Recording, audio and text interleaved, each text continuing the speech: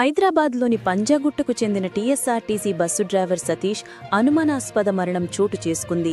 కేవలం కాలికి గాయం కావడంతో ఆసుపత్రిలో చేరిన వ్యక్తి 3 రోజుల్లో మృతి చెందడంతో అనేక అనుమానాలు వ్యక్తమవుతున్నాయి. సతీష్ మరణానికి కారణం వైద్యుల నిర్లక్ష్యమేనని కుటుంబ సభ్యులు తీవ్ర ఆరోపణలు చేస్తున్నారు. ఇదే అంశంపై పంజాగుట్ట, తార్నాక ప్రాంతాల్లో ఉద్రిక్తత నెలకొంది. టీఎస్ఆర్టీసీ బస్సు డ్రైవర్గా పనిచేస్తున్న 35 ఏళ్ల సతీష్ నవంబర్ 30న స్థానికంగా జరిగిన ప్రమాదంలో గాయమయ్యాడు. పెద్ద ప్రమాదం కాకపోవడంతో తార్నాక్లోని ఆర్టీసీ ఆసుపత్రిలో చేరి చికిత్స పొందుతున్నాడు. ఆసుపత్రి వైద్యులు ఆయన కాలికి సిమెంటు పట్టీ కట్టి సాధారణ చికిత్స అందిస్తున్నట్లు కుటుంబ సభ్యులకు తెలిపారు. అయితే చికిత్స 3వ రోజున పరిస్థితి పూర్తిగా మారిపోయింది. ఉదయం వరకు బాగానే ఉన్నాడు.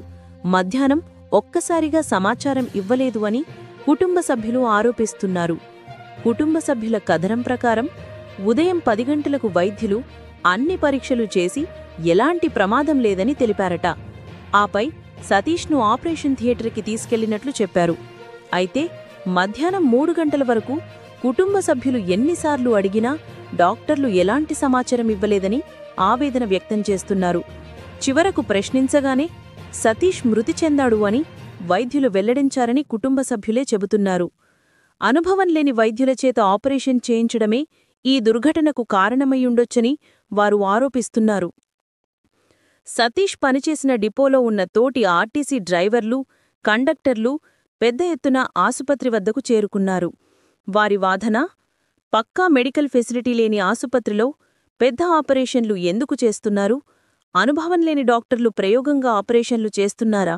సతీష్ ప్రాణం తీసింది వైద్యుల నిర్లక్ష్యమేనాని తీవ్ర నిరసన. టీఎస్ఆర్టీసీ యూనియన్ నాయకులు కూడా ఆసుపత్రి యాజమాన్యంపై ఆగ్రహం వ్యక్తం చేశారు. సంబంధిత ఆర్టీసీ యూనియన్ నేతలు ప్రభుత్వాన్ని ఉద్దేశించి పలు డిమాండ్లు చేశారు. సతీష్ మరణంపై న్యాయ విచారణ జరిపించాలని డిమాండ్ చేస్తున్నారు. తార్నాక ఆర్టీసీ ఆసుపత్రి వ్యవస్థలపై సమగ్ర పరిశీలన జరగాలని, నిర్లక్ష్యానికి కారణమైన వైద్యులపై కఠిన చర్యలు తీసుకుని ఈ కుటుంబానికి పరిపూర్ణ పరిహారంతో పాటు ప్రభుత్వ ఉద్యోగం ఇవ్వాలని కోరుతున్నారు.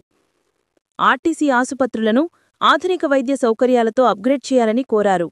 వైద్యశాఖ అధికారులు ఇంకా అధికారిక ప్రకటన విడుదల చేయలేదు. అయితే అంతర్గత సమాచారం ప్రకారం సతీష్కు ఆపరేషన్ ముందు ఛాతీ నొప్పి లేదా హఠాత్తుగా హార్ట్ ఫంక్షన్ డిస్టర్బ్ అయి ఉండొచ్చని, పూర్తి వివరాలు పోస్ట్మార్టం రిపోర్టు వచ్చిన తర్వాతే తెలుస్తుందని చెబుతున్నారు. సతీష్కు భార్య, 2 చిన్నపిల్లలు ఉండగా ఆర్థికంగా సాధారణ కుటుంబం. కేవలం కాలికి గాయంతో ఆసుపత్రికి వెళ్లిన వ్యక్తి ప్రాణాలు కోల్పోవడం కుటుంబాన్ని విషాదంలోకి నెట్టింది. సంతాపంలో మునిగిపోయిన కుటుంబం న్యాయం కోసం పోరాటం చేస్తామని అంటోంది. ఒక సాధారణ ప్రమాదం, ఒక చిన్న గాయం. కాని 3 రోజుల తర్వాత యువ డ్రైవర్ మృతి. ఈ ఘటన ఆర్టీసీ ఆసుపత్రుల సదుపాయాలపై పెద్ద ప్రశ్నలు లేవనెత్తింది. వైద్య ప్రమాణాలు, వైద్యుల అనుభవం, రోగులకు సేవలు, ఈ అంశాలన్నింటిపై సమగ్ర విచారణ అవసరమని ప్రజలు డిమాండ్ చేస్తున్నారు. ప్రభుత్వం చేపట్టబోయే చర్యలపై ఇప్పుడు రాష్ట్రవ్యాప్తంగా దృష్టి నిలిచింది.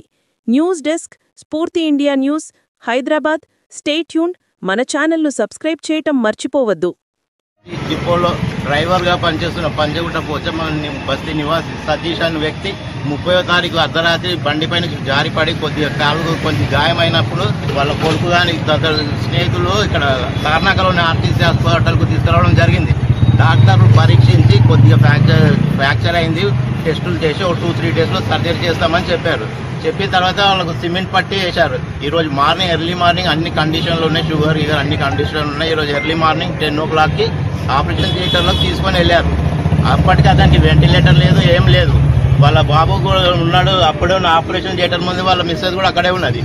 10 నుంచి 3 o'clock వరకు ఎన్నిసార్లు అడిగినా కానీ పంపిస్తున్నామని చెప్పుకుంటూ వచ్చారు డాక్టర్లు. 3 గంటలకు ఒక 10 మంది డాక్టర్లు జమ అయిపోయి పేషెంట్ ఇమీడియట్ ఒక అంబులెన్స్ తీసుకొచ్చి వీళ్ళకి కూడా ఏం చెప్పకుండా ఎక్కండి అని చూసుకొని అలౌడ్ చేసుకుంటా అసలు కాలుకు సర్జరీ చేసిన వ్యక్తి లోపలికి పోయినప్పుడు వెంటిలేటర్లు అవసరం ఏం లేదు.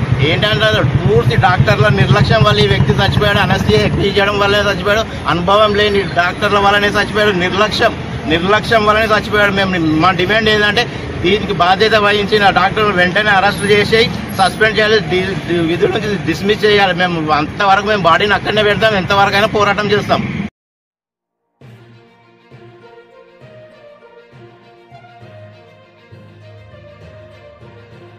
మంచిగా మాట్లాడుకుంటా ఉన్నాం. 10:30కు 10:49కు నేను ఫోన్ చేస్తూ మాట్లాడిండు. ఆపరేషన్ థియేటర్ లోకి కూడా వెళ్ళాడు. వెళ్ళాక వచ్చాక నేను హాస్పిటల్కి వస్తాను అనుకుని నేను చెప్పాను.